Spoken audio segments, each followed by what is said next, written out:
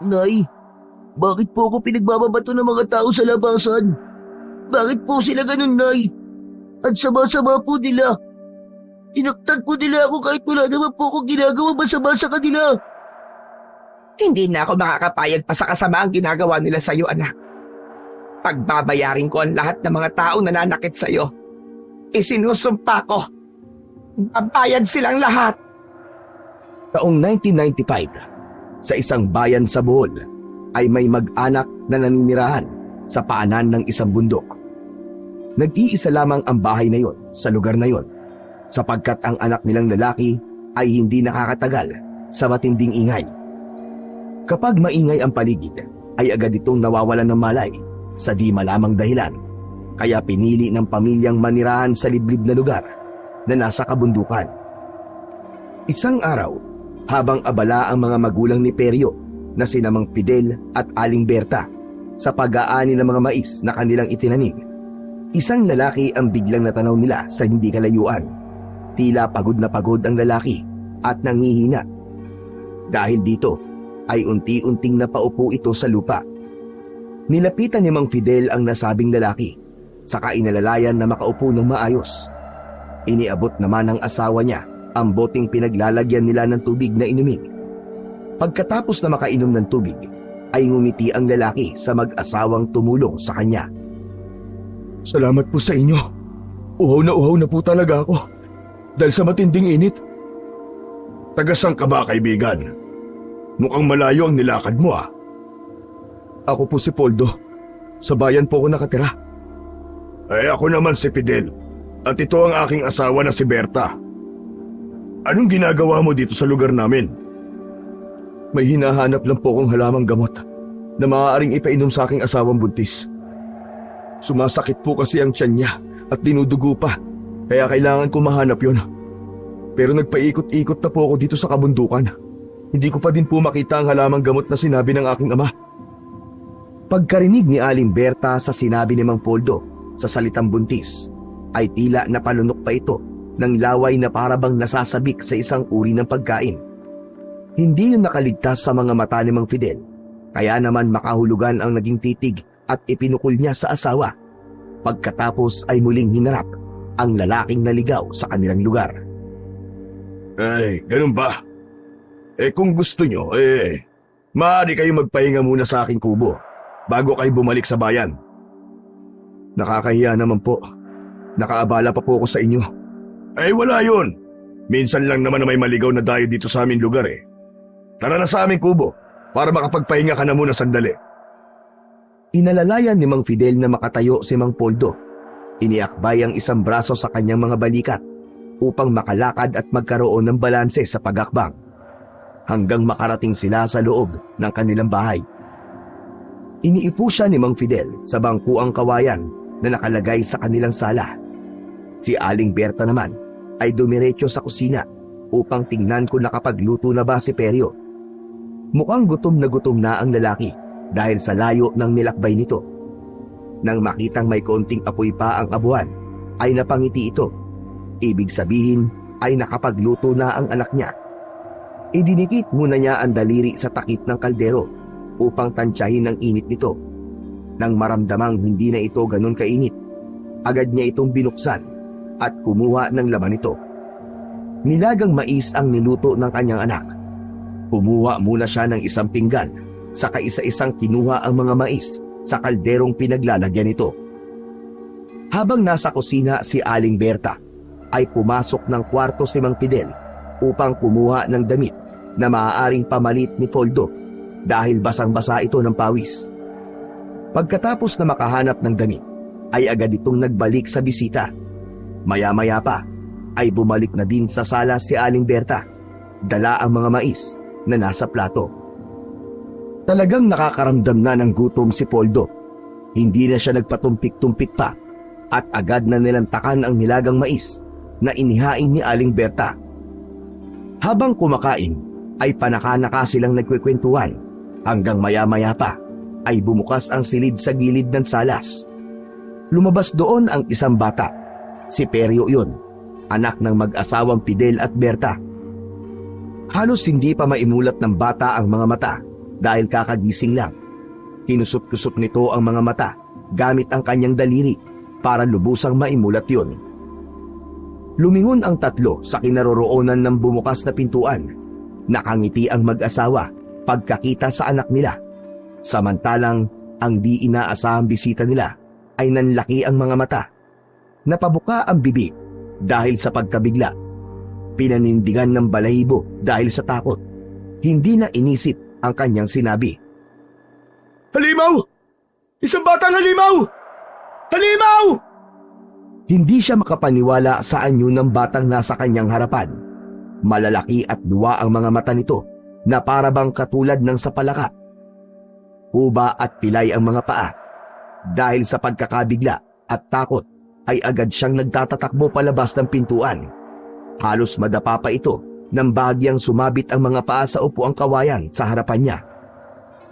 Hindi nila matanggap ang inasal ng bisitang pinakisamahan nila ng maayos, kaya sinundan siya ni Mang Fidel. Naabutan niya ito, isang hakbang bago makalabas sa pintuan ng kanilang bahay.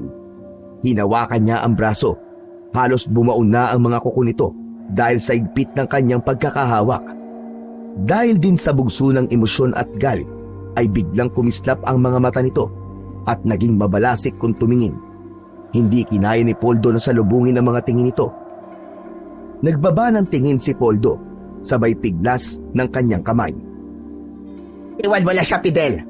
Hayaan mo na siya makaalis. Huwag mong pag-aksaya ng oras ang taong tinulungan mo na. Magagawa pang laitin ang anak natin. Pagkarinig ni Mang Fidel sa boses ng asawa, ay doon lang tila muli siyang nagbalik sa kanyang sarili. Binitiwan niya si Poldo at hinayaan na lamang na makaalis ito.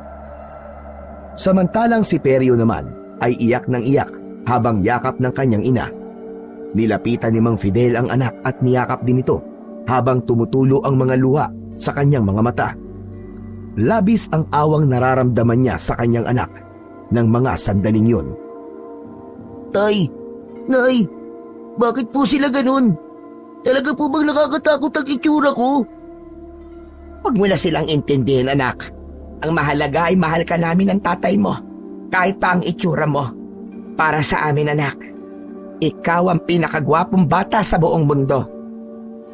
Sinasabi niyo lang naman po yan dahil anak niyo po ako eh. Pero ang totoo, bakit talaga ako nakatulad sa isang halimaw? Bakit po ba ganito ang itsura ko? Isinumpa po ba ako na mangkukulam? Kaya ganito po ako kapangit? Hindi anak. Walang mangkukulam na sumumpa sa'yo. Eh bakit nga po ganito ako? Normal naman po kayong dalawa ni nanay. Pero bakit po ako hindi?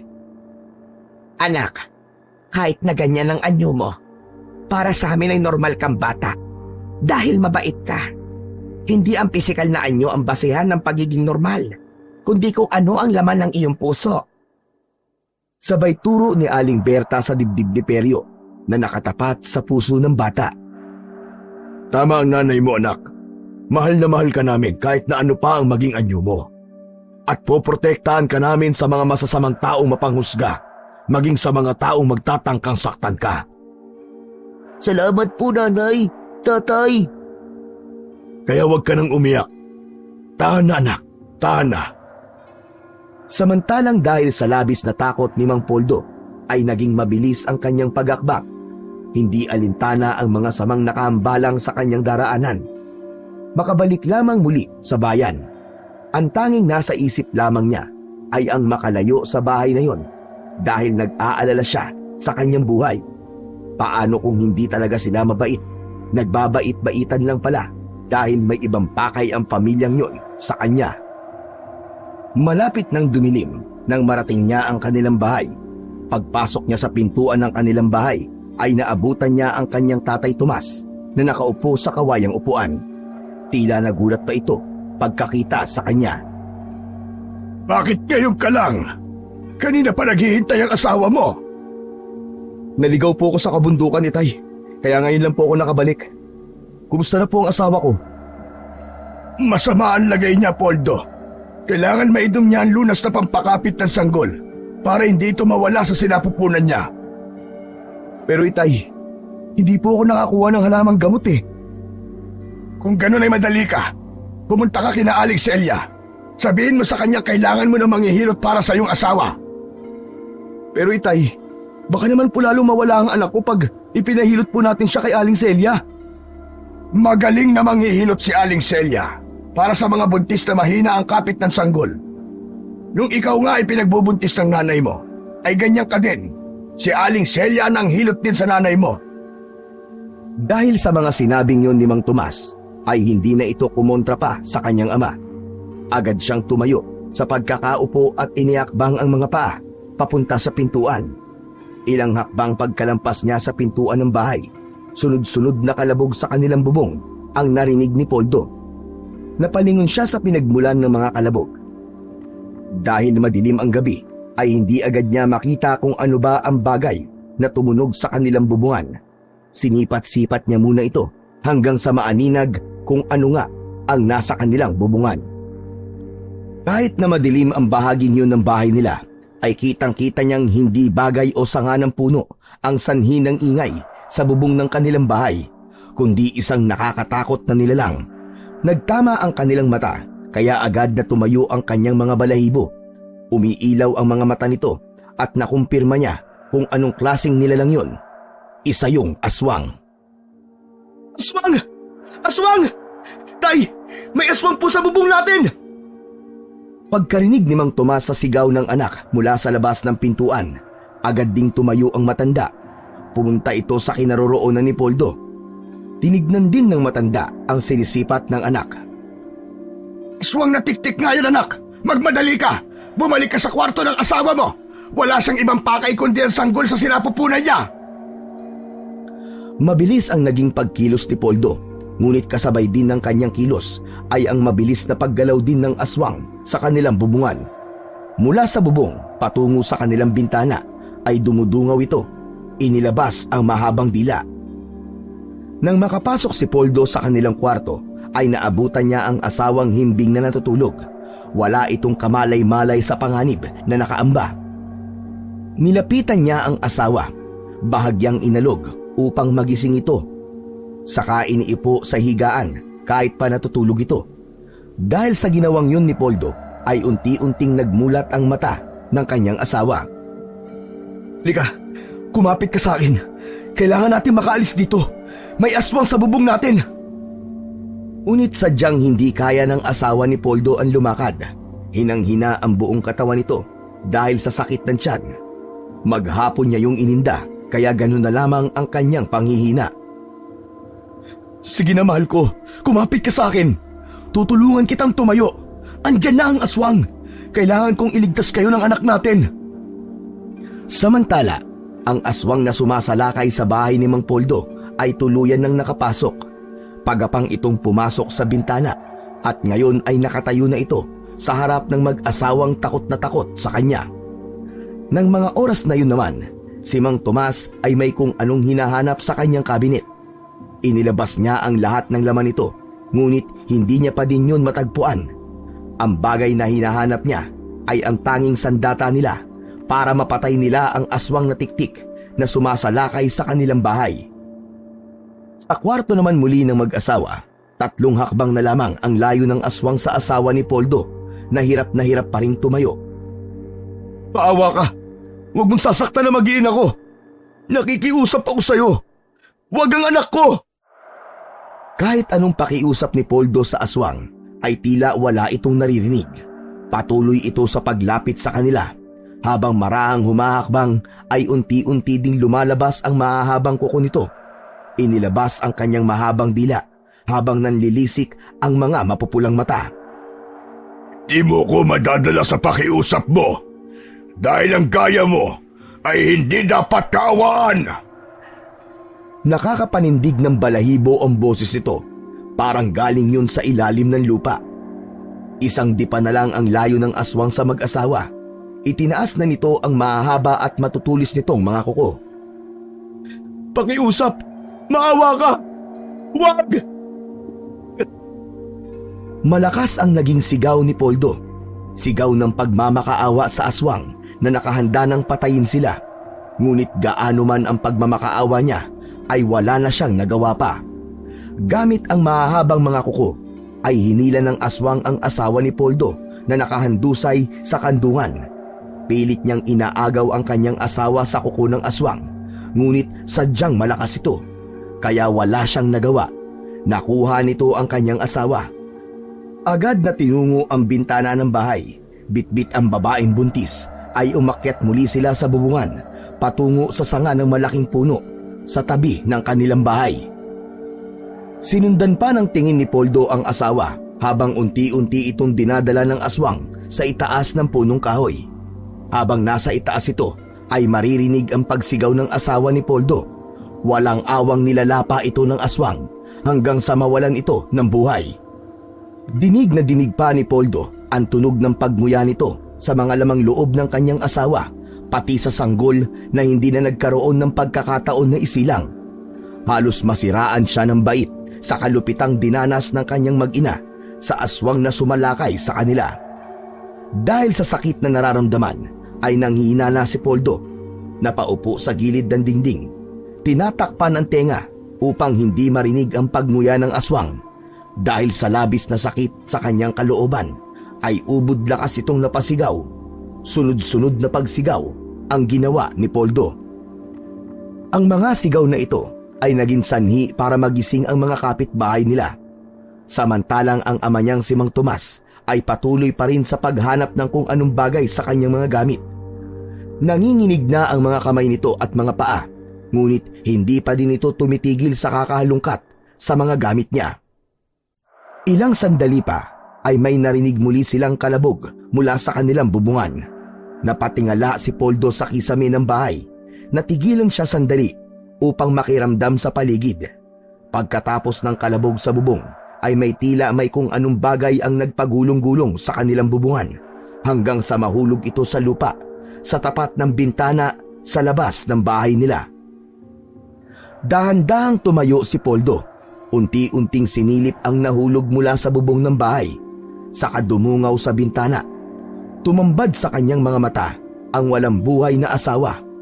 Tigmak sa dugo, wakwak ang puso at tiyan. Wala na ding lamang loob. Maging ang sanggol, walang awang pinaslang at nilapa ng aswang ang kanyang asawa. Napaluhod na lamang si Poldo sa harap ng kanyang asawa. Labis ang kanyang pagdadalamhati.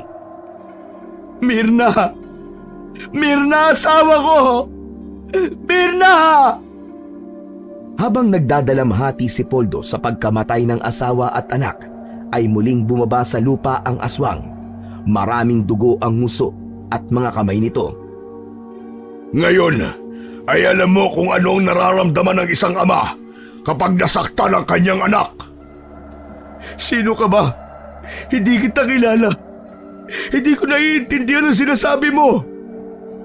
Kay bilis makalimot na mga tao kapag ginawan mo sila ng kabutihan. Fidel? Oo, ako nga. Yan ang ganti ko dahil sa pananakit mo sa damdamin ng anak ko.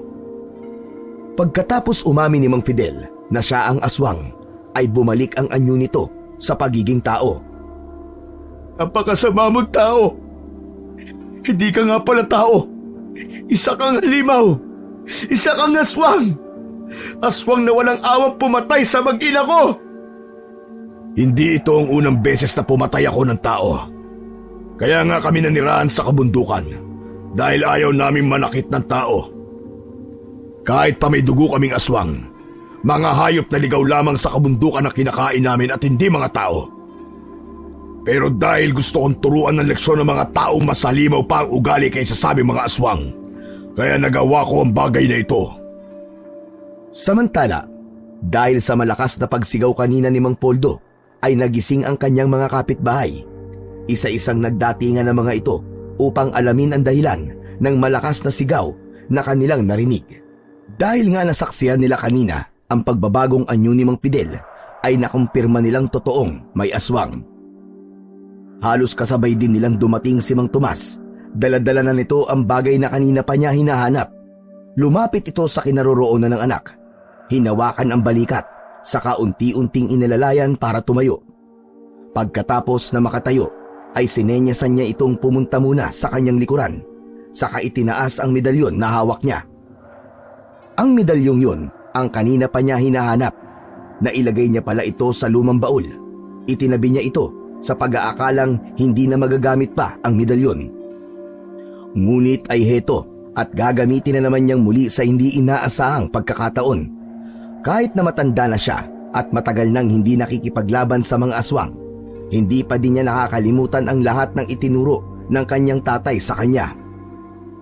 Itinutok niya kay Mang Fidel ang kanyang medalyon, saka inumpisang umusal ng dasal at orasyon.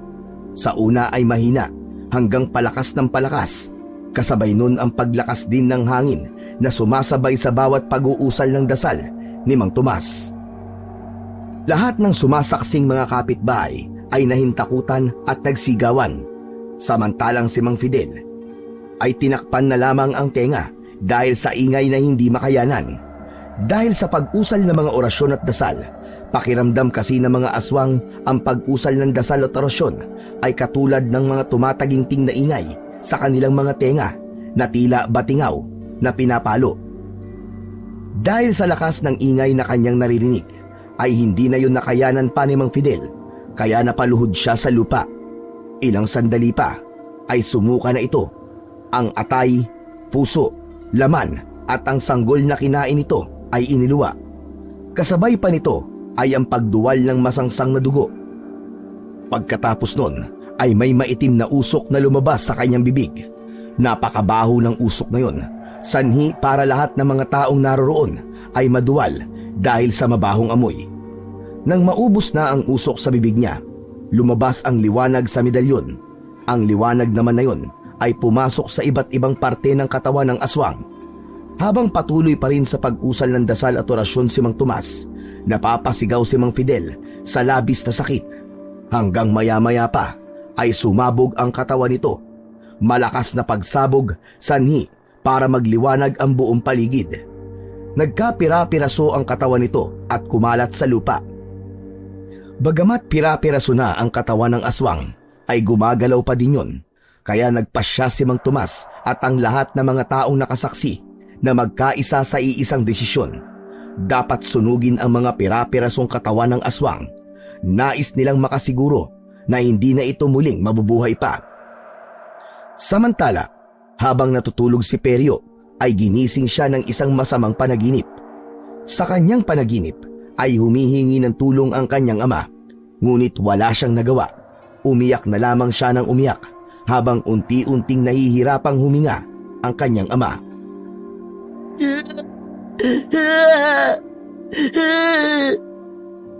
Nak, bakit ka umiiyak? May masakit pa sa'yo. Wala po, nanay. Si tatay po na panaginipan ko po siya. Humihingi po siya ng tulong sa atin. Anak, tahan na. Panaginip lamang yon. Nasaan po ba si tatay?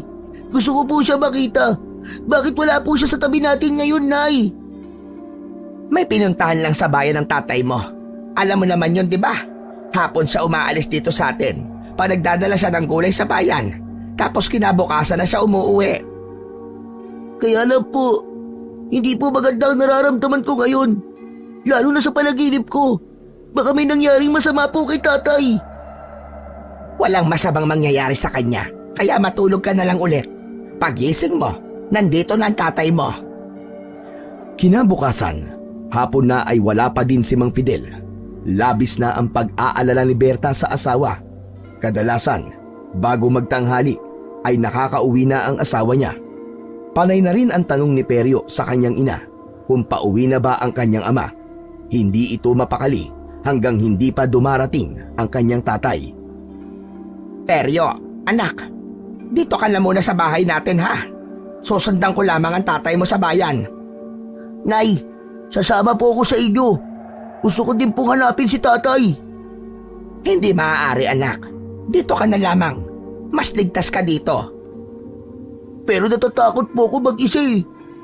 Huwag kang matakot, anak. Mabilis lamang ako. Maya-maya ay narito na din ako at kasama ko na ang tatay mo. Nay, sige na po. Isama niyo na po ako. Huwag nang matigas ang ulo, anak. Hindi ka pwedeng sumama sa akin sa bayan dahil baka saktan ka lamang ng mga tao doon. Dahil po ba sa itsura ko? Dahil po ba pangit ako? Dahil pilay ako? Dahil kuba ako? Dahil maraming mali sa itsura ko? Alam ko naman po yun, Nay. Naiba ako sa ibang mga bata. Pero Nay, lagi na lang po ba ako matatakot sa ibang mga tao? Anak, gusto ko lang na pangalagaan ka. Sana maintindihan mo yon. Nag-iisang anak kita, kaya ayaw kong may mangyaring masama sa'yo. Kahit na umiiyak pa si Perio, ay hindi pa din ito isinama ni Aling Berta. Siya na lamang ang lalakad papuntang bayan dahil tulad ng kanyang sinabi kanina, mas ligtas ito sa kanilang bahay. Samantala, ikinuwento ni Poldo sa kanyang mga kapitbahay ang unang pagkikita nila ni Mang Fidel, kung paano sila nagkakilala. Pati ang bundok na tirahan ng mag-anak, kanya ding isiniwalat sa kanyang mga kapitbahay. Ikinuwento din niya kung gaano kapangit ang anak nila. Hindi pa man nagpapalit ng anyong ito bilang aswang, mukhang halimaw na. Yun nga ang naging sanhi ng labis na galit ni Mang Fidel sa kanya. Alam ni Poldo na hindi rin maganda at totoong nakasakit siya ng kalooban nang tawagin niyang halimaw ang anak ni Mang Fidel. Subalit hindi yun sapat na dahilan para ang maging kapalit ay ang buhay ng kanyang asawa at anak. Dahil sa sinapit ng asawa at anak ni Poldo, wala siyang nasa isip ngayon kundi ang maghiganti. Papatayin din niya ang pamilyang naiwan ni Fidel. Hindi siya papayag na hindi niya din mapapatay ang anak nito. Buhay ang nawala sa kanya, kaya buhay din ang ibabayad ng aswang na pumaslang sa asawa at anak niya. Pagkatapos ng maikling pagpupulong na yon, ay naghanda ang magkakapitbahay. Lulusubin nila ang bundok kung saan nakatira ang mag-ina ni Mang Fidel. Samantala, sa pag-iikot ni Aling Berta sa bayan, napag-alaman niya ang pagsalakay daw ng isang aswang kina Poldo kagabi. Pinatay ng aswang ang asawa at anak ni Poldo. Kinain ang laman loob. Pagkarinig pa lamang ni Aling Berta sa balitang yon, alam na niyang ang asawang si Fidel ang sinasabing aswang na pumatay at napatay din dahil sa antingero. Naglibot pa sandali si Aling Berta sa bayan. Nagbabaka sakaling makasagap pa siya ng balita sa kinaroroonan ng bangkay ng kanyang asawa. Ngunit ibang balita ang nasagap niya. Habang nasa bayan siya, papunta na sa bundok ang mga kasama ni Mang Tomas, Poldo at iba pa. Lulusubin nila ang bahay nila at papatayin din ang pamilya ng aswang. Doon niya biglang naalala ang kanyang anak. Nag-iisa ito sa bahay nila. Paano na lamang kung totoo nga ang balitang nasagap niya? Ibig sabihin, nasa panganib ang kanyang anak, si Perio, na nag-iisa niyang anak. Lakad takbo ang ginawa ni Aling Berta. Kailangan niyang makarating kagad sa bahay nila. Mabilis din ang tibok ng kanyang puso dahil sa labis na pag-aalala. Kailangan niyang saklolohan ng anak na pinagbabalakan ng masama ng mga tao mula sa bayan. Samantala, nasa paanan na ng bundok ang mga taong nais tumugis sa mag-inang Berta at Perio. May dala silang mga sulo bilang tanglaw sa nag-aagaw na liwanag at dilim. Mga kasama, narito na tayo. Yan ang bahay ng mga aswang. Sabay turo sa nag-iisang bahay sa kanyang mga kasama. May kalayuan pa sila sa mismong bahay ni Berta. Natitiyak kong nariyan lamang ang mag-iina at wala silang kaalam-alam sa paglusob na gagawin natin. Kaya madali natin silang mapapatay. Unahin natin yung bata para makaganti na din ako sa kanila. Wala silang panama sa medalyon na dala ko. Kaya huwag ka na mag-alala, anak. May paghihiganti na natin ang pagkawala ng iyong mag-ina. Mula naman sa butas ng dingding ng bahay nila Perio, ay tanaw niya ang maraming taong nasa labas ng bahay nila. Pagkarinig niya sa utos ng pagpatay sa kanilang mag-ina, ay nakaramdam siya ng matinding takot. Dahil dito, nilak niya ang lahat ng bintana at pinto. Abot-abot ang dasal habang umiiyak sa isang sulok ng kanilang bahay. Nanay! Tatay! Nasaan na po kayo? Natatakot na po ako. Maraming tao po nasa labas ng bahay natin. Tulungan niyo po ako. Gusto po nila akong patayin. Iligtas niyo po ako sa kanila, nanay. Tatay! Habang papalapit ng papalapit ang maraming tao sa bahay nila Perio, ay palakas din ng palakas ang tibok ng kanyang puso. Mas lalo niyang isiniksik ang kanyang sarili sa dingding ng bahay habang nakayakap ang mga kamay sa kanyang dalawang binti. Hanggang sa marinig niya ang malakas na pagkatok sa kanilang pintuan ng mga tao sa labas. Lumabas kayo riyan! Lalo ka ng batang halimaw na kampo ng demonyo! Lumabas ka dyan sa lugar mo! Lumabas kayo riyan! Alam kong naririyan lang kayo, kaya lumabas na kayo! Kung hindi kayo lalabas, susunugin namin ang bahay nyo! Lalong bumilis ang tibok ng puso ni Perio pagkarinig sa boses ni Poldo. Tuloy-tuloy din ang pag-agos ng luha sa kanyang mga mata dahil sa tumitinding takot.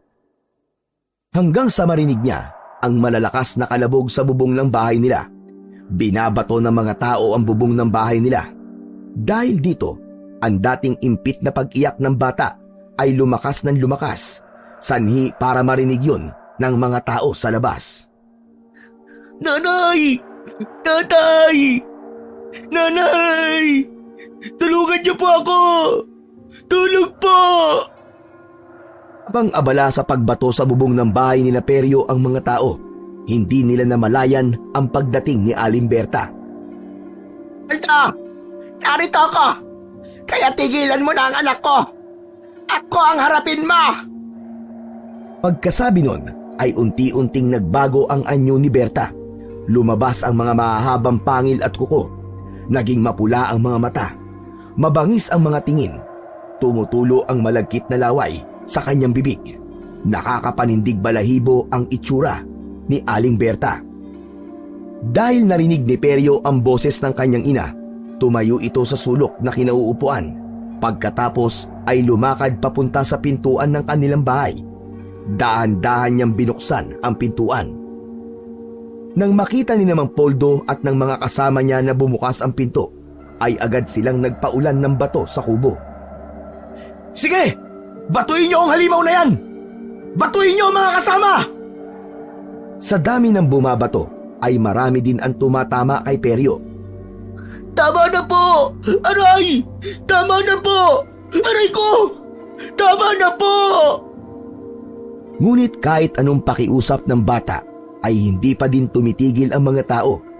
Duguan na ang ulo ng bata dahil sa mga batong tumatama sa kanya. Napahiga na lamang siya sa lupa. Pilit na isinasalag ang kanyang mga braso sa kanyang katawan, ngunit patuloy pa rin sila sa pagbato sa bata. Manayan! Tigilan niyo na ang anak ko! Tama na! Maawa kayo sa kanya! Dahil sa hindi mapigilang galit ni Aling Berta, isang lalaki ang kinuha nito gamit ang kanyang matutulis na kuko. Inilipad niya yon sa pinakamataas na puno. Isinabit ang damit nito sa sanga upang anumang oras na maputol ang sanga, yun ay kasama siyang mahuhulog sa lupa. Dahil sa taas ng puno ay tiyak ang kanyang kamatayan. Doon na inilabas ni Mang Tomas ang kanyang medalyon. Itinaas niya yun at itinutok sa kinaroroonan ni Aling Berta. Umusal siya ng mahinang orasyon at dasal. Saka pinalo-palo ng putol na bakal ang medalyong hawak niya. Ang tunog na yon ay hindi nakayanan ni Aling Berta. Masakit yon sa kanyang pandinig. Tila nanuot yon sa kanyang ulo na parabang isang malakas na batingaw.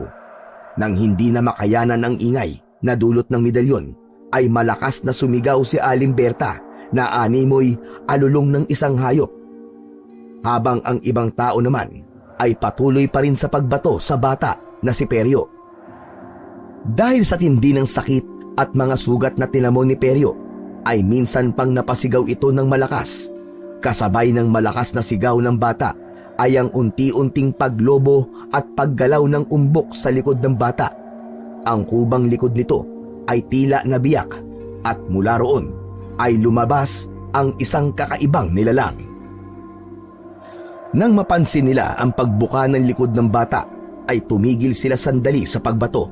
Ito ay upang mapagmasdan nila kung ano nga ba ang kakaibang nilalang na lumalabas sa likod ni Perio. Tunay ngang kampo ng demonyo ang batang to! Kaya ituloy na natin ang pagbato sa kanya, mga kasama! Nang tangkang babatoy na muli nila ang bata, ay ganap nang nakalabas ang nilalang sa likod nito. Lumaki rin ito katulad ng pangkaraniwang laki ng isang aso. Ang nilalang na ito ay ang hayop na sigbin. na pinaniniwalaang alaga ng mga aswang. Matutulis ang mga ngipin nito at mapupula ang mga mata. Katulad ng mabangis na aso ang anyo nito. May nakatayong tenga at mahabang buntot. Nakakapanindig balahibo ang anyo nito. Nang makalabas ang Sigbin, ay biglang nawalan ng malay si Peryo. Unti-unti namang naging invisible ang hayop sa paningin ng mga tao, kaya hindi nila namalayan na nakalapit na pala ito sa kanila. Ang unang pinuntirya ng Sigbin ay si Mang Tomas na patuloy sa pagpapahirap sa ina.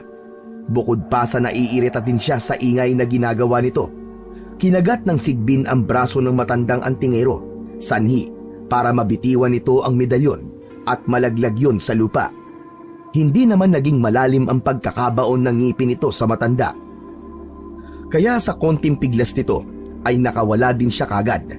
Sunod niyang sinalakay ang isang lalaking kasamaan ni Napoldo. Ibinaon ng Sigbin ang kuko nito sa dibdib ng lalaki at dinukot ang puso at atay nito. Pagkatapos ay kinain niya.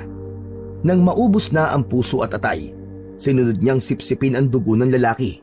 Kitang-kita yun ng mga tao, kaya lahat sila ay nahintakutan. Isa-isa silang tumakbo palayo. Walang direksyon ang patutunguhan, makalayo lamang sa mapanganib na Sigbin. Kabilang sa mga nagmamadaling tumakbo si Napoldo at Mang Tomas, ngunit bago tumakbo ang matanda, ay hindi niya nakalimutang pulutin ang nalaglag na medalyon.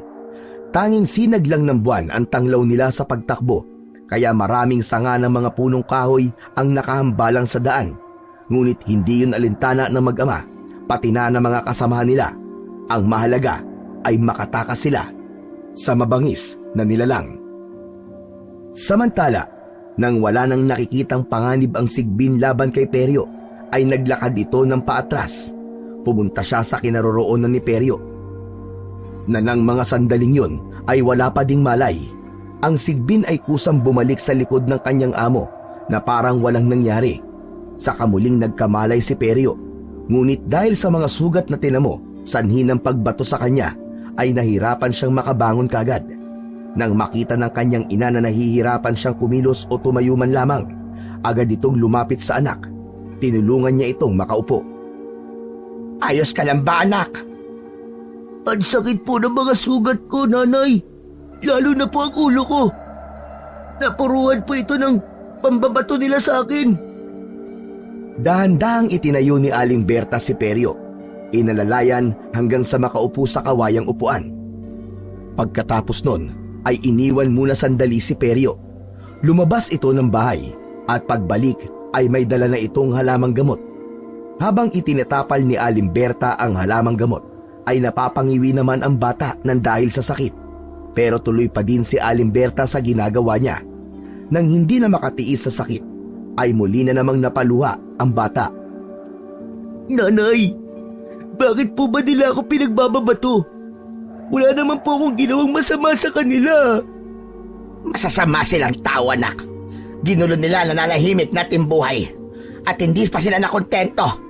Pinatay nila ang tatay mo, Peryo. Pinatay nila.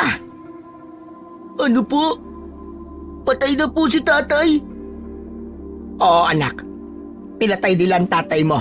Kaya humanda silang lahat. Ipaghihiganti ko ang pagkamatay niya. Paano na po tayo ngayon, Nay? Wala na po si tatay. Saan na po tayo pupunta? Tsak na babalik na naman po ang mga taong yun dito sa bahay natin. Baka po sakta na naman po nila uli ako.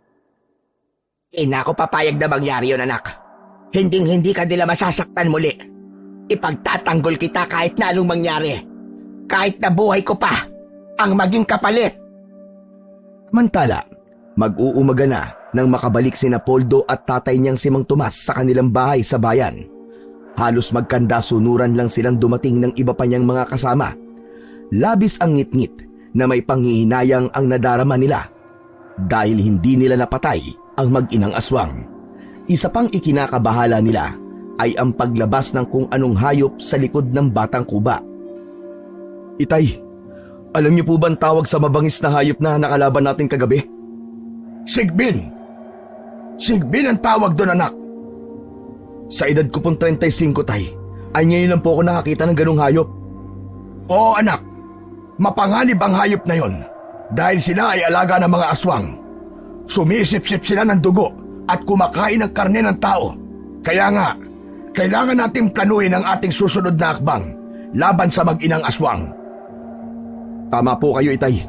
Kailangan din nating mas maging maingat dahil hindi natin alam kung ano pa ang mga kapangyarihan ng mga aswang ngayon. Samantala, walang kaalam-alam ang mag-ama na nakikinig sa hindi kalayuan si Aling Berta. Nagpalit anyo siya bilang puno ng saging upang hindi mahalata ng mag-amang antingero ang pagmamanman niya. Ngayon, alam na niya ang planong muling pagsalakay ng mga ito ay mapaghahandaan nilang mag-ina ang pagdepensang kanilang gagawin sakaling salakay na naman sila ng antingero. Pagkatapos nun ay umuwi siya ng bahay. Naabutan niya si Peryo na nahihimbing na sa pagtulog. Tinabihan niya ito sa papag na higaan at saka hinaplos ang pisngi nito. Naaawa siya sa sinapit ng kanyang anak. Maraming sugat itong tinamo sa kalapastangan ng ginawa ng mga tao mula sa bayan. Naalala niya ang ginawa nilang pagmamalasakit kay Poldo. Sana lang ay hindi na nila pinutuloy pa sa bahay ang lalaking yon. Hindi sana mangyayari ito sa kanila. Buhay pa sana ngayon ang kanyang asawa. Pero ngayon, wala na ang dati tahimik nilang buhay. Dahil anumang oras ay maaaring bumalik ang mga taong nais silang patayin. Habang nag-iisip si Aling Berta, ay biglang dumilat ang anak na katabi niya. Nanay, bakit gising ka pa po? Hindi ako makatulog, anak. Iniisip ko lang ang mga masasamang nangyari sa atin. Lalo na ang pagkawala ng tatay mo. Ngayon po ay naiintindihan ko na kung bakit pilit niyo po akong itinatago sa mga tao. Pagkasabi ni Peryo sa mga salitang yon, ay may butil ng luhang pumatak sa kanyang mga mata. Dahil mapanghusga po sila at mapanglait. Laging tumitingin sa panlabas na anyo. Kaya nga mula ngayon, anak, susundin mo si nanay sa lahat ng sasabihin ko. Yun ang gagawin mo para hindi ka masaktan muli ng ibang tao. Dahil ayaw kong pati ikaw ay mawala sa akin, anak. Kung lumipat na lang po kaya tayo ng tirahan, nanay.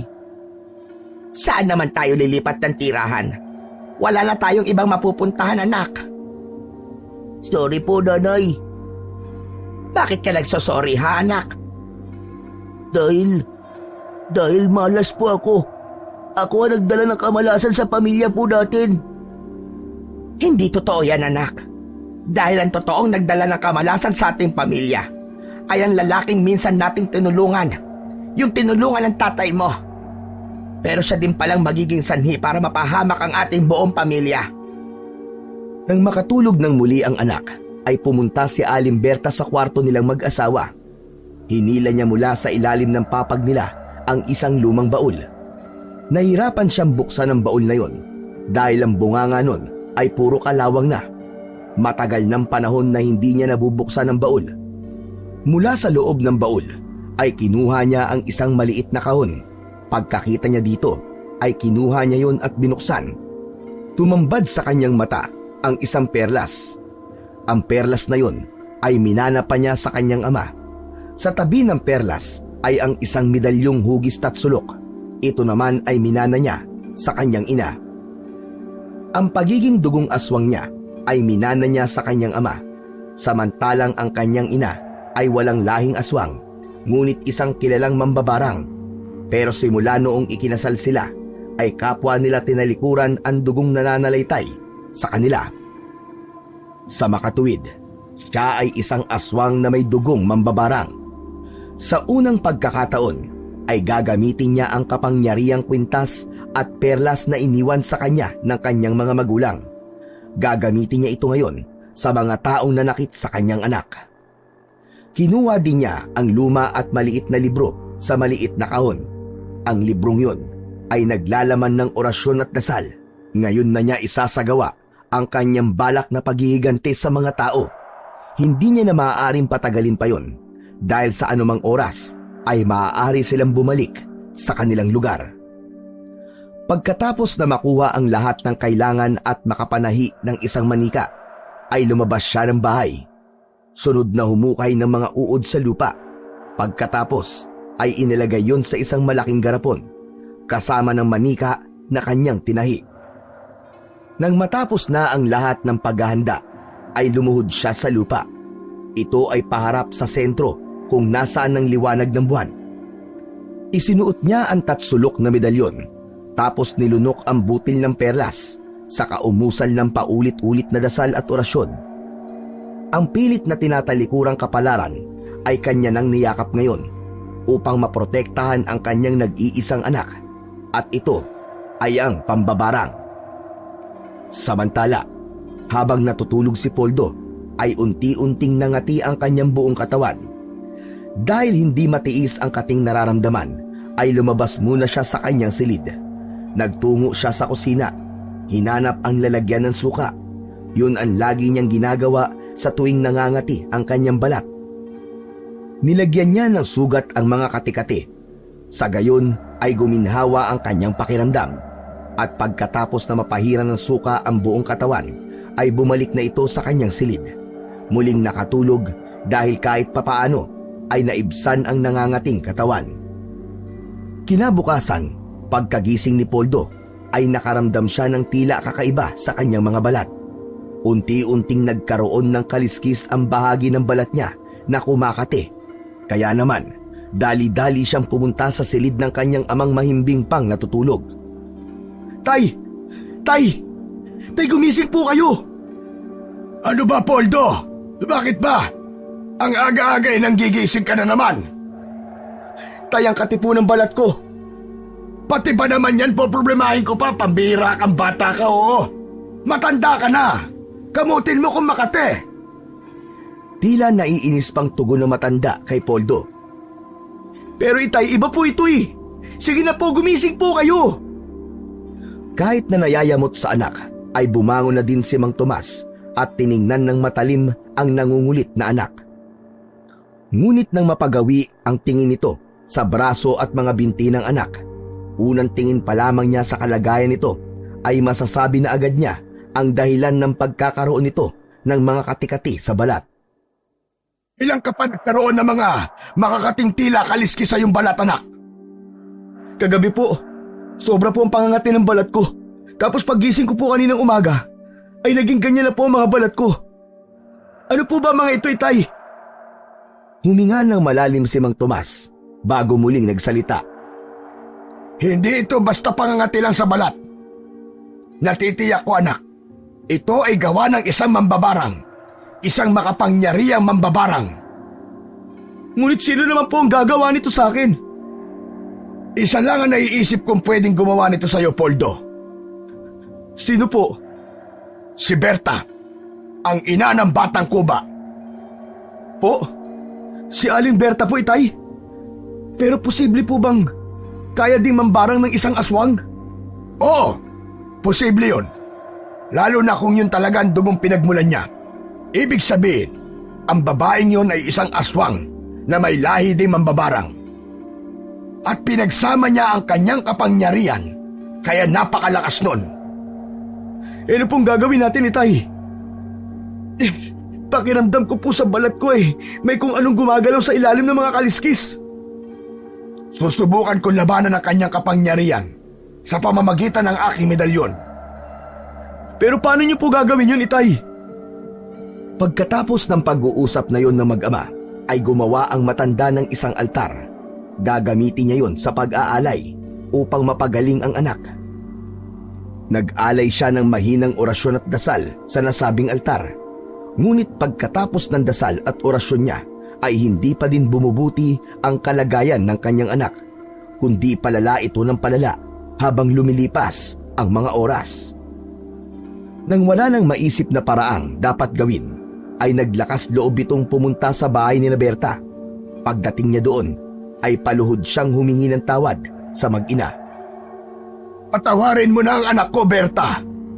Alam kong ikaw ang gumawa nun sa kanya, kaya ikaw lang ang may kakayahang magtanggal nun. Umalis na ho kayo sa bahay namin. Hindi ko ho alam kung ano sinasabi nyo. Alam kong alam mo ang tinutukoy ko. Kahit na itanggi mo, Alam kong ikaw ang ikagagawan sa mga nangyayari sa anak ko. Kaya nakikiusap ako sa iyo. Bawiin mo na mga sumpang binitiwan mo laban sa kanya. Wala ho akong babawiing sumpa. Dahil kung hindi ko yung ginawa sa anak nyo, malamang kami naman ang anak ko ang gagawa nyo na masama. Inunahan ko lamang ang maitim yung balak laban sa aming mag-ina. Nung umalis kami dito sa lugar nyo, nang gabing pagtangkaan namin ang buhay nyo, naisip naming hindi tama ang aming ginawa sa inyo. Kaya nag-usap kami ng anak ko na hindi na kami gaganti. Natatanggapin na lamang namin na wala na talaga ang mag-ina niya. Napakasinungaling mo. Sa kabila ng dinadalas ngayon ng anak mo, nagagawa mo pang magsinungaling. Matanda ka na, pero sinungaling ka pa din. Kaya't paano ko kayo patatawarin kung harap-harapan nyo kong ginagago? Patayin nyo na lang ako. Yun lang ang tanging paraan para gumaling ang anak nyo at mawala ang sumpang binitiwan ko laban sa kanya. Sa sinabing yun ni Berta, ay nag-angat ng tuhod ang matanda. Tumayo ito ng diretso paharap kay Berta. Sinalubong din ng matanda ang nag-aapoy nitong tingin. Kung ang pagpatay sa iyo ang tanging paraan para gumaling ang anak ko, sige, ibibigay ko ang kahilingan mo. Abangan mo ang ganti ng isang matandang antingero na ininsulto mo. Kung naging tunay sana ang damdamin nyo sa paghingi ng tawad, baka sakaling pagbigyan ko ang inyong hiling. Ngunit hanggang sa huli, mapagmataas ang inyong puso. Kaya wala kayong aasahan sa akin. Mabuti pa ay umuwi na kayo. Dahil sa mga oras na to, ay nilalamo na ng aking mga alaga ang anak ninyo. Pagkarinig sa tinura ni Berta, ay nakaramdam ng pagkabahala ang matanda. Dali-dali itong umuwi sa bahay nila. Naabutan niya ang anak na nakahandusay sa sahig ng kanyang kwarto, namimilipit sa sakit dahil sa mga sugat sa kanyang balat. Naglalaglagan ang mga kaliskis sa kanyang balat. Dahil dito ay lumabas ang mga uod na unti-unting kumakain sa kanyang laman at buto. Nang makita ito ng ama, ay halos masuka ito sa pandidiri. Kung hindi nga lang niya anak ito, ay hindi niya yon lalapitan. Tay! Tay, tulungan mo ako! Tulungan mo ako, Tay! Kahit hirap na magsalita si Poldo dahil sa panghihina, ay pinilit pa rin itong magsalita. Samantalang ang tatay nito'y awang-awa na sa kalagayan ng anak. Hindi niya na alam ngayon kung paano pa ito matutulungan. Lalo na at kumalat na ang mga sugat na may mga uod sa buong katawan niya. Kaya nagpalakad-lakad muna siya sa salas ng bahay nila. Pabalik-balik na lakad habang nag-iisip ng kanyang gagawin. Saka tahimik na nagdasal para sa kagalingan ng anak. Nawawalan man ng pag-asa, ngunit hindi siya pwedeng magpadaig. Kailangan niyang gumawa ng paraan. Mabuhay lamang ang kanyang anak. Kinagabihan, sa ilalim ng kabilugan ng buwan, ay nagkatay ng manok si Mang Tomas. 2 baso ang kanyang pinaglagyan ng dugo nito. Ang isa ay binabara niya ng kanyang medalyong kanyang dinasalan, saka ipinainom ito sa kanyang anak. Ang 1 baso naman ay inilagay sa gitna ng altar bilang alay. Umaasa siyang sa ganoong paraan ay gagaling ang kanyang anak. Maging ang sumpang binitiwan ni Aling Berta laban sa kanya ay mawawalan ng bisa. Samantala, si Aling Berta naman ay naghahanda na para sa kanyang huling orasyon laban kay Poldo. Malakas ang kanyang kapangyarihan dahil sa kabilugan ng buwan. Tatapusin na niya ngayong gabi ang kanyang sinimulan. Hindi na siya papayag na mabuhay pa ang taong yon, ang taong nagsimula ng gulo sa kanilang pamilya. Sa ilalim ng puno sa hindi kalayuan sa bahay nila, naghukay siya ng maliit na butas. Pagkatapos, binuksan ng garapon na pinaglalagyan ng manika na may mga uod. Inilagay niya sa butas na hinukay niya ang manika. Sa ibabaw nun ay itinaktak niya ang mga uod sa katinabunan ng lupa. Pagkatapos ay lumuhod siya sa harap ng butas. Nag-umpisang umusal ng dasal at orasyon hanggang unti-unting umilaw ang kanyang mga mata. Senyales yun na umiepekto na ang orasyon at dasal na kanyang ginagawa. Samantala, Sa bahay ni Mang Tomas ay hindi na siya mapakali. Hindi niya maintindihan ang nangyayari sa kanyang anak. Nakahawak ito sa kanyang leeg na tila ba nahihirapan itong huminga. Poldo, anak! Ano nangyayari sa'yo? Poldo! Poldo, magsalita ka! Bahagyang inaalog-alog pa ni Mang Tomas ang anak, ngunit nananatili itong nakahawak sa kanyang leeg. Walang anumang salitang lumalabas sa kanyang labi. Maya-maya pa, unti-unting lumabas sa kanyang tenga, ilong, mata at bibig ang mga uod na may kasamang mga dugo. Kaya nabitiwan ng matandang lalaki ang anak. Nahintakutan siya sa nasasaksiang hirap ng kanyang anak. Patuloy sa paglabas ang mga uod hanggang sa ang buong katawan niya ay matakpan na nito. Hanggang unti-unting kainin ng mga uod ang buong katawan ni Poldo. Napasigaw ang matanda sa labis na paghihinagpis sa sinapit ng kanyang anak. Babayarin ko ang gumawa nito sa iyo, anak. Hindi ko sila titigilan hanggat hindi ko sila napapatay. Isinusumpa kong magiging mas malupit pa ang kamatayang kanilang sasapitin. Isinusumpa ko! Isinusumpa ko! Samantala, sa hindi kalayuan sa bahay ng matanda, ay tahimik na nakamasid si Alimberta sa kanila. Pagkatapos niyang mag-orasyon kanina, ay pumunta siya sa bahay ng mga ito upang tiyakin kung nagtagumpay ba siyang mapatay ito. Ngayon, nakita niya na ang resulta ng kanyang ginawa. Nagpasya siyang umuwi na. Dumiretso siya sa silid ng kanyang anak. Naabutan niya itong mahimbing na natutulog. Pero anak, gumising ka. Gising anak. Kahit na inaantok, ay pilit na iminulat ni Peryo ang kanyang mga mata. Bakit po, nanay? Igayak mo na ang iyong mga damit dahil aalis na tayo sa lugar na ito. Kala ko po ba sabi niyo dati, hindi tayo makakaalis sa lugar na ito dahil wala po tayong ibang mapupuntahan. Kaya saan po tayo pupunta, nanay? Bahala na anak, kahit saan. Basta malayo sa lugar na ito. Kakalimutan na natin ang lahat ng masasamang nangyari sa ating buhay sa bayang ito. Magsisimula tayo muli, kahit tayong dalawa lamang. Talaga po, nanay? Doon po ba sa pupuntahan natin?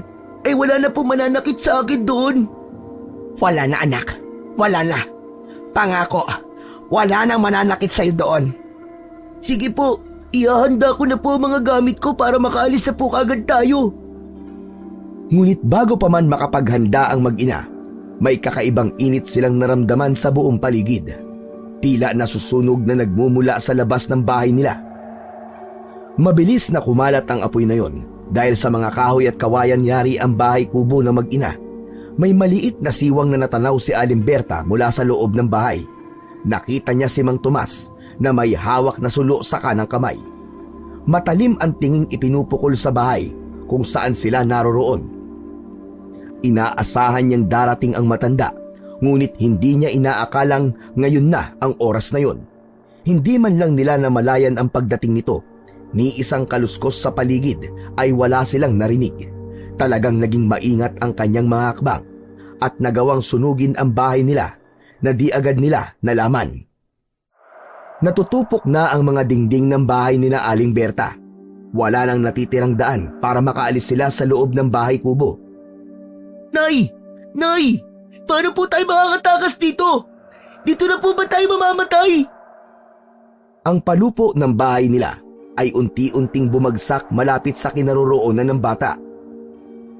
Kailangan na nilang mag-isip ng paraan para makaalis dito, ngunit hindi malaman ni Alimberta kung paano.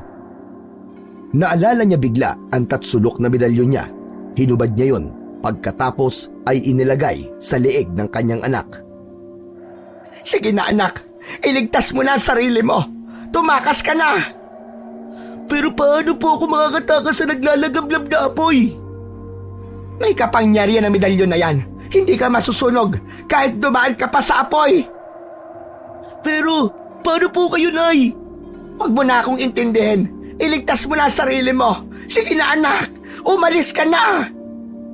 Nay, hindi ko po kayo iiwan. Diba, ang sabi ko sa'yo, palagi mo akong susundin. Kaya wag nang matigas ang ulo mo. Umalis ka na dito. Alis na. Dahil sa sinabing yun ng ina, ay umalis na si Peryo.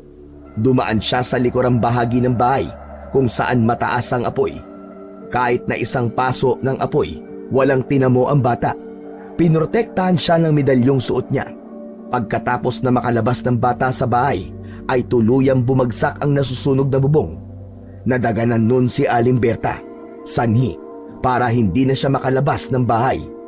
Nagsisisigaw ang babae dahil sa matinding init, hanggang sa tuluyang nasunog ang kanyang buong katawan. Si Peryo naman ay ligtas na ng mga oras na yon. Nagkukubli sa isang malaking puno, hindi kalayuan sa nasunog nilang bahay. Kitang-kita niya kung paano tinupok ito ng apoy kasama ang kanyang ina. Habang si Mang Tomas naman ay paluhod na umiiyak sa harap ng bahay na nasusunog. Naku, naipaghiganti na kita. Wala na ang taong pumatay sa'yo. Wala na sila. Ngayon ay matatahimik na kayo ng asawa at anak mo. Pagkarinig ni Peryo sa sinabing yun na matanda, ay biglang nagtangis ang mga bagang niya. Kinuyom ang mga palad dahil sa galit. Ikaw pala pumatay sa nanay ko. Kayo ang naunang nanggulo sa buhay namin. Kaya makikita mo, ako ang tatapos sa lahat ng ito. Ako mismo ang papatay sa'yo. Hindi na hinintay pa ng matanda na humupa ang apoy sa nasusunog na bahay. Kaya hindi niya na nakita na iisa lamang ang sunog na bangkay na naroon. Nang makaalis na si Mang Tomas, ay lumabas na si Peryo sa kanyang pinagtataguan. Lumakad papunta sa harap ng bahay na nasusunog. Habang naglalakad, ay walang patid ang patak ng luha sa kanyang mga mata. Naupo muna siya sa lupa habang naghihintay na mawala ang lahat ng apoy. Tila pati ang langit ay nakidalamhati sa kanya ng mga oras na yon. Ang dating maaliwalas na panahon ay naging madilim na kalangitan hanggang tuluyang bumagsak ang malakas na ulan. Dahilan para tuluyang maapula ang apoy sa nasusunog na bahay. Nang mawala na ang apoy, nakita ng bata ang sunog na bangkay ng ina. Inaalis ang sunog na kahoy na nakadagan sa katawan nito. Pagkatapos ay niyakap niya ng buong higpit ang kanyang ina. Nay! Nanay ko! Mag-isa na lang po ako ngayon. Paano na ako ngayong wala na kayo? Wala na po kayo parehas ni tatay. Nang tumila na ang ulan, ay nag-umpisa na siyang maghukay sa lupa. Dahil sa pag-ulan, kaya lumambot ang lupa. Hindi siya nahirapang maghukay.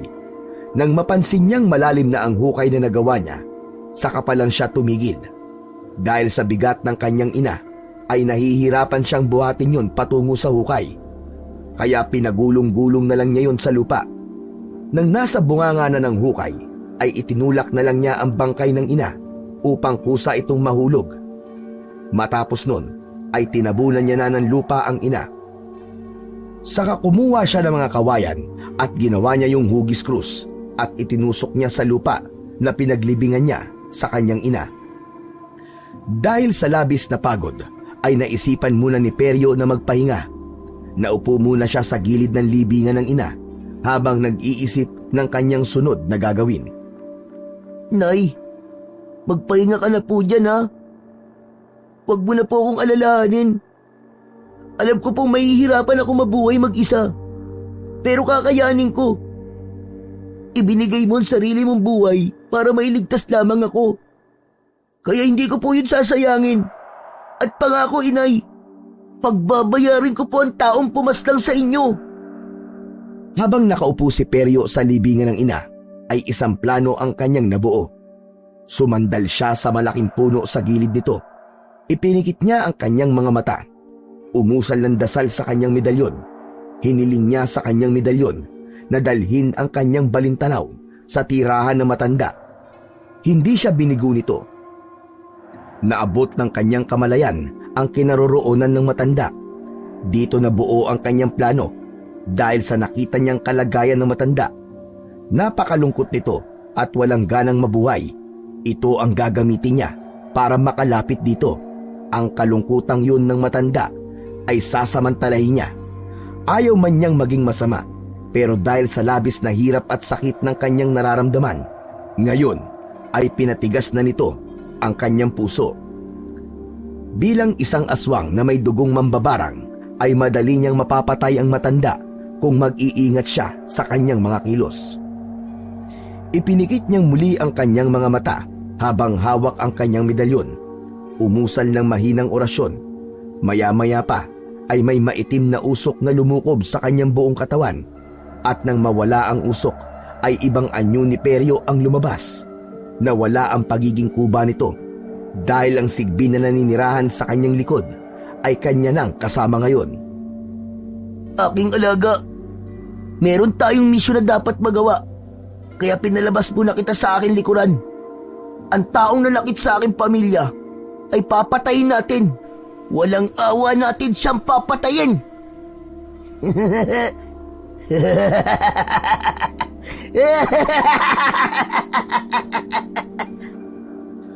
Tuluyan nang nawala sa sariling katinuan ang batang si Peryo.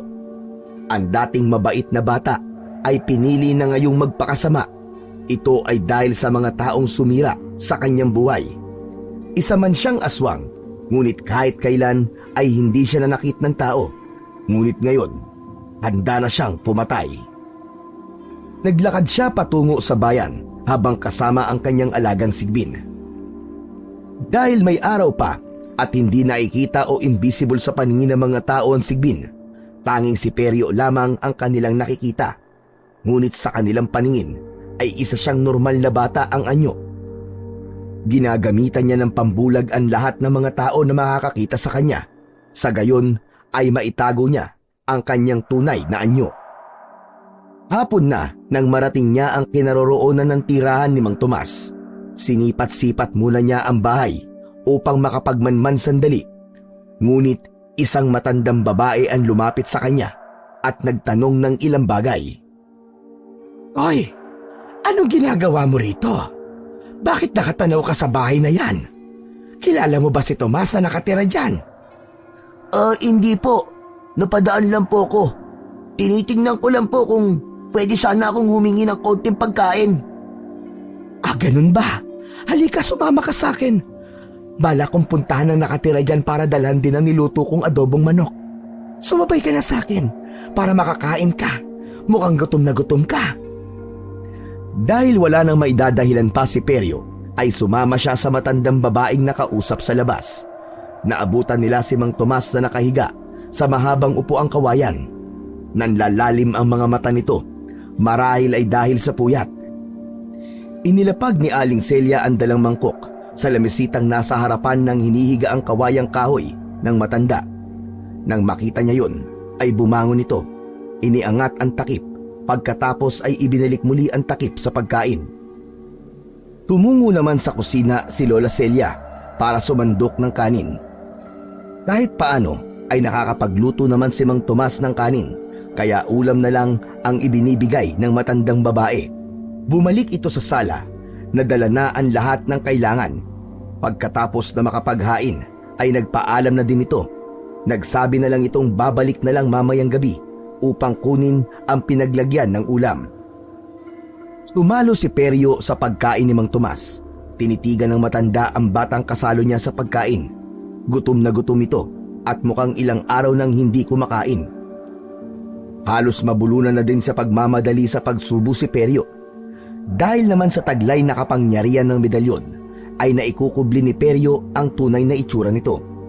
Hindi man lang siya nakilala ni Mang Tomas, marahil hindi siya isang kuba ng sandaling yun.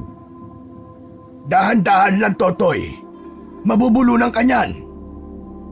Gutom na po talaga ako, Lolo eh. Saan ka ba nanggaling? At nasa na mga magulang mo? Wala na po ako mga magulang. Patay na po sila. Natigilan sa pagsubo ng pagkain si Mang Tomas. Napatingin sa bata ang patuloy sa pagsubo ng pagkain. Nakaramdam siya ng awa sa bata. Gusto mo bang dito ka na lang tumira sa bahay ko? Wala na din akong pamilya. Namatay na din ang anak ko. Kaya kung dito ka titira, ay ayos lang sa akin. May makakasama na ulit ako. Nagliwanag ang mga mata ni Peryo pagkarinig sa sinabing yun na matanda. Gumana ang kanyang plano. Opo, gusto ko po. Salamat po sa inyo, Lolo. Pagkasabi nun, ay niyakap ni Peryo ang matanda. Kasama yun sa kanyang pagpapanggap para makuha ang loob nito. Ngunit saglit lang ang yakap na yon dahil tila ba nakaramdam siya ng kakaibang lakas at enerhiya sa katawan nito. Pero kahit ganon, ay hindi pa din siya nagpahalata. Umakto siyang normal sa harap nito. Anong pangalan mo? Ano po? Tonyo. Tonyo po ang pangalan ko. Sadyang ibang pangalan ang ibinigay ni Peryo para isipin ng matanda na ibang tao siya at hindi ang batang si Peryo. Pagkatapos kumain, ay dinala siya ng matanda sa silid ni Poldo. Ito ang kwarto ng namatay kong anak. Maaari mo tong gamitin. May mga damit siya dyan, pero malalaki yun para sa'yo. Pero pansamantala ay gamitin mo muna ngayong araw. Bukas ay ibibili kita sa palengke ng damit na kasya sa'yo. Salamat po, Lolo, sa pagpapatuloy niyo po sa akin dito sa bahay niyo. Napakabait niyo po. Nako, wala yun, Apo. Tumira ka dito sa bahay ko hanggang gusto mo. Talaga po? Oo, kaya mula ngayon, Lolo na ang itawag mo sa akin, ha? Dahil wala na tayong pamilya pareho, kaya mula ngayon, tayong dalawa na ang magiging magkapamilya. Opo, Lolo. Hindi ko po makakalimutan ang kabutihan niyo po sa akin. Tatanawin ko po ito malaking utang na loob. O siya, sige na. Maligo ka muna at maglinis ka ng katawan. Pupunta lamang ako sa palengke para may mailuto tayo sa hapunan. Pagkaalis ng matanda, ay nilibot ni Peryo ang bahay. Tiningnan ang bawat silid nito. Inalam kung may kakaiba ba sa bahay na yon. Hanggang sa napagawi siya sa silid ng matanda. Nakaawang ng bahagya ang pintuan nito. Unti-unti niyang binuksan ang pintuan. Ngunit bago pa man niya tuluyang mabuksan ang pintuan, ay umungol ng malakas ang sigbin na alaga niya. Tila nasasaktan ito sa di mawariang dahilan. Ano nangyayari sa'yo? Nagugutom ka na ba, ha? Parang taong nakakaintindi ito sa kanyang amo. Tumahimik ito sandali. Naku, nagugutom ka na nga. Hayaan mo, mamayang gabi. Masarap na karne ang ibibigay ko sa'yo. At tsak, mabubusog ka. Maya-maya pa, ay bumalik na din si Peryo sa silid na pinagamit sa kanya ng matanda. Binuksan ng aparador upang kumuha ng damit na pamalit niya. Pagkabukas ng pintuan ng damitan, nakita niya ang sariling refleksyon sa salamin. Ibang-iba ang itsura niya sa totoong Peryo. Ang tunay na siya ay malahalimaw sa kapangitan. Ngunit sa paningin ng mga tao, isa siyang batang maamo ang muka. Isang batang tingin ng iba ay hindi makakagawa ng masama. Maya-maya pa ay naramdaman niya ang pagbukas ng pinto sa sala. Nahinuha niyang bumalik na muli ang matanda. Dali-dali siyang humiga sa papag. Ipinikit ang mata. Nagpanggap na natutulog. Hanggang sa maramdaman ang yabag na papalapit sa silid niya. Bumukas ang pinto, ngunit saglit lang. Naisipan niyang marahil ay sinilip lang siya ni Mang Tomas upang alamin ang kanyang ginagawa. Sa pag-aakalang tulog siya, ay hindi na siya inistorbo nito. Samantala, pagkatapos na masilip ni Mang Tomas ang batang si Tonyo, ay dumiretso siya sa kusina. Inihanda ang kanilang pagkain para sa hapunan. Halos mag-aalas 4 pa lang ng hapon ng oras na yon, pero pinili na din niyang magluto na maaga. Gusto niyang maagang makakain ng hapunan ang batang nasa silid ng kanyang anak. Dahil sa batang yon, ay bumalik ang kanyang sigla. Parang may natanaw siyang bagong pag-asa.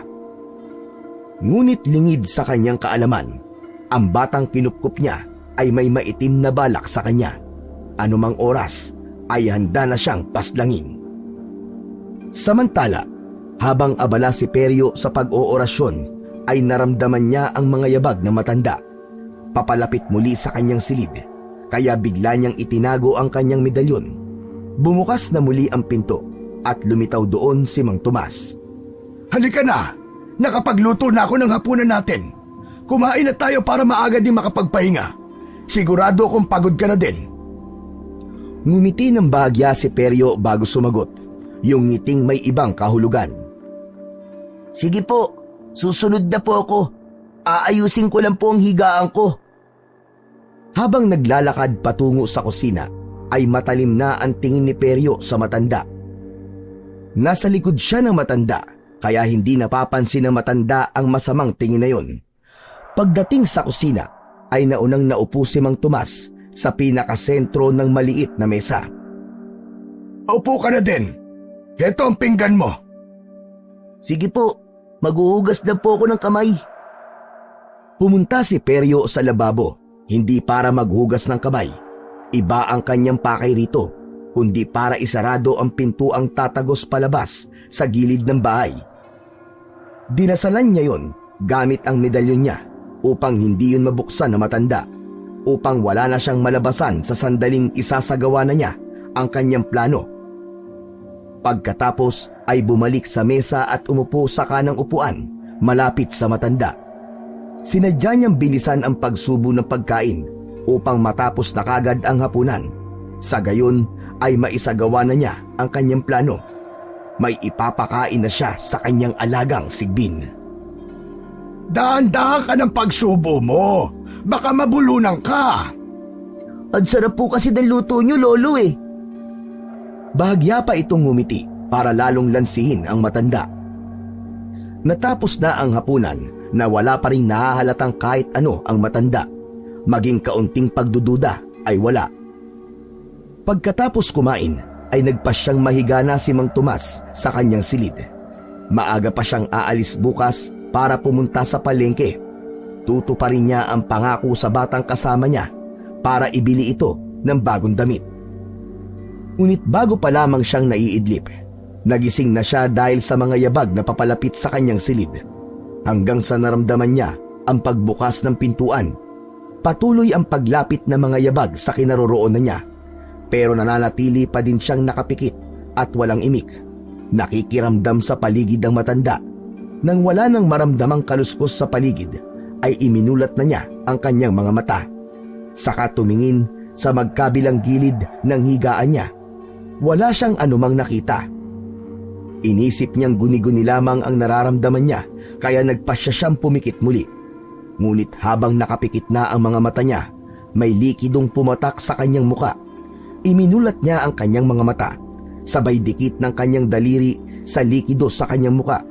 Tinitigan muna niya yon sandali, kasing pula ng dugo yon, nang hindi mawari kung anong uri ng likido yon. Saka inilapit ang daliri niya sa kanyang ilong at inamoy. Halos masuka siya sa baho, kaya bigla siyang napabangon. Pagkatapos nun, ay naging tuloy-tuloy na ang agos ng likido sa kanyang likod, kaya tumingala siya sa palupo ng bahay. Nanlaki ang kanyang mga mata, nakasabit dun si Peryo, at matalim ang mga tingin sa kanya. Nakalabas ang matutulis na pangil at mahahabang kuko. Ang tunay nitong anyo ay ipinakita na sa kanya. Peryo! Ang halimaw na bata! Ako nga, kay dali mo palang lokohin, matanda ka. Pagkatapos ay lumundag si Peryo sa likod ng matanda. Kinalmot-kalmot niya ang likuran nito. Samantala, si Mang Tomas naman ay nagpipilit na makatakas sa mga kuko ng batang aswang. Ngunit kahit anong piglas niya, hindi siya makatakas dito. Bitiwan mo ako! Bitiwan mo ako, kampo ng demonyo! Tama ka. Isa na akong kampo ng demonyo ngayon. Kaya humanda ka na. Dahil papatayin kita. Nakaamba na ang mga kuko ni Peryo malapit sa puso ng matanda. Ngunit hindi niya nagawang itarak ang mga kuko niya sa puso nito dahil sa isang bagay na nakasabit sa leeg ng matanda. Yun ang medalyon ng matanda. Pagkahawak niya dito ay tila napaso siya, kaya nabitiwan niya ang matanda at nabuwal siya sa sahig. Ano ka ngayon? Hindi mo ako matatalo dahil isa akong antingero. Kaya kong pumatay ng mga aswang na gaya mo. Habang nakaupo pa sa sahig si Peryo, ay lumalakad si Mang Tomas papalapit sa kanya. Unti-unti namang umuurong ang bata hanggang sa makarating ito sa dingding. Ang akala ng matanda ay nasukol na niya ang bata. Ngunit nagkakamali siya dahil sa likod niya ay dahan-dahan ding humakbang papalapit sa matanda ang alaga ni Peryo, ang kanyang alagang Sigbin. Ngayon ay nakikita na rin ni Mang Tomas ang hayop na yon. Bago pa makagawa ng masama ang matanda kay Peryo, ay umatake na ang Sigbin sa kanyang likuran. Sumampa ito sa likod niya. Pilit na inaabot ng pangil nito ang kanyang leeg. Ngunit kahit matanda na ay malakas pa rin ito. Marahil ay dahil yon sa taglay niyang anting-anting. Hinawakan niya sa leeg ang Sigbin. Pagkatapos ay inihampas yun sa saig, sa harap mismo ni Peryo. Tama na! Tama na! Aray! Tama na! Dahil sa sigaw na yon ng bata ay napangiti si Mang Tomas. Ibig sabihin, magkaugnay ang buhay ng dalawa dahil pag nasasaktan ng Sigbin ay nasasaktan din ang batang aswang. Napakadali ko lang kayo mapapatay dahil ikaw na bata ka ang kahinaan ng halimaw na ito. Dahil sa sunod-sunod na paghampas nito sa alaga ng bata, nakaramdam ng panghihina si Peryo. Ngunit nananatili pa ring hawak nito sa leeg ang kakaibang hayop. Agad namang kumilos si Peryo. Hinubad niya ang kanyang medalyon dahil sa pag-aakalang manghihina ang matanda kung isasabit niya ang kanyang medalyon. Ngunit nagkamali siya. Kakaibang lakas ang idinulot lalo nun sa matanda. Ang medalyon ng matanda at ang medalyong isinabit niya ay nagsanib ng puwersa. Kakaibang lakas ang ibinigay nito lalo sa matanda. Saka talagang hangal na bata. Akala mo siguro mapapatay mo ko, ha? Nagkakamali ka. Dahil sa ginawa mo, nararamdaman ko ang kakaibang lakas na nananalitay sa mga ugat at buto ko. Salamat sa iyo, bata. Binitiwan ng matanda ang alagang Sigbin ni Peryo. Pagkatapos ay siya naman ang hinarap nito. Hinawakan nito ang kanyang leeg. Unti-unting sinakal. Itinaas ang katawan habang nakasakal ang mga kamay sa leeg nito. Ang alaga naman niyang Sigbin ay kapareho niyang nahihirapan din. Hindi rin ito makahinga dahil sa pananakal na ginagawa ng matandang antingero. Ikaw ang humiling ng kamatayan mo, bata. Kaya yan ang nararapat sa iyo. Mamatay ka na, halimaw! Nanginginig na ang buong katawan ng bata. Ang kaninang anyong aswang niya ay bumalik na sa pagiging tao. Samantala, patuloy sa pagbibigay ng lakas sa matanda ang pinagsamang kapangyarihan ng dalawang medalyon. Ang mga kalamnan at braso nito ay unti-unting lumalaki at lumulobo.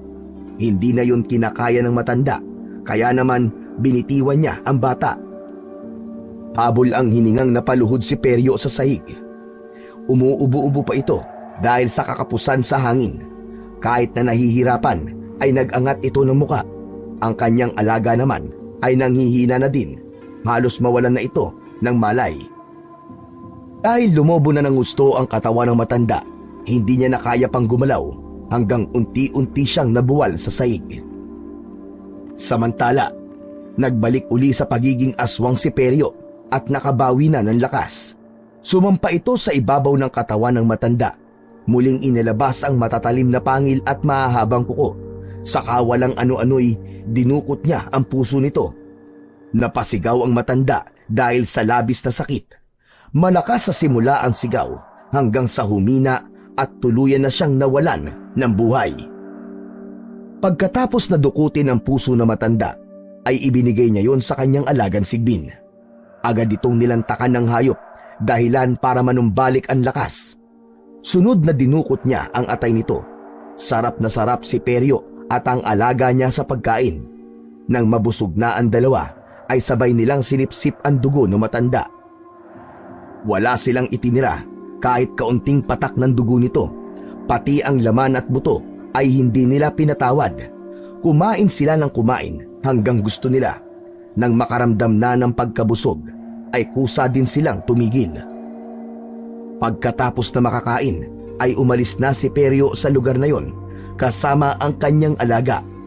Nagtungo siya sa kabundukan kung saan nakalibing ang kanyang ina. Naupo sandali siya sa gilid nito. Nay, naipagiganti na po kita. Pinatay ko po ang tao pumatay din sa'yo. Ngayon, wala na siya. Wala nang dahilan para pumatay pa akong muli. Kahit na mag-isa na lang po ako, mabubuhay po ako. Aalagaan ko po ang sarili ko. At mula ngayon, susundin ko na po ang lagi niyong sinasabi sa akin na wag akong mananakit ng ibang tao. Pagkatapos ng pangyayaring yon, ay hindi na bumalik ang batang si Perio sa lugar na yon. Kung saan siya nagpunta, ay walang nakakaalam. Iisa lang ang sigurado, kalilimutan ni Perio ang pangyayaring yon sa kanyang buhay upang mabuhay gaya ng gusto ng kanyang mga magulang. Mabuhay ng tahimik at may kapayapaan.